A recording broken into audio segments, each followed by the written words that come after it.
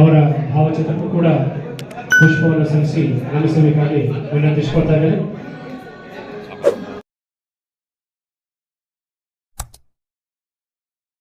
ಸಂದರ್ಭದಲ್ಲಿ ರಾಜ್ಯಾಧ್ಯಕ್ಷರು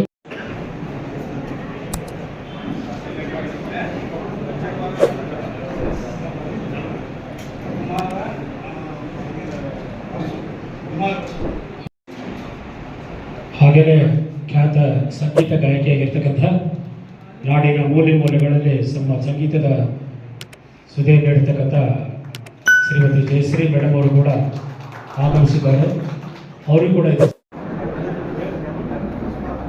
ಹಾಗೆಯೇ ಮಂಟಪ ತೋಳವರು ಕೂಡ ಇಂದಿನ ಕಾರ್ಯಕ್ರಮದಲ್ಲಿ ಉಪಸ್ಥಿತರಿದ್ದಾರೆ.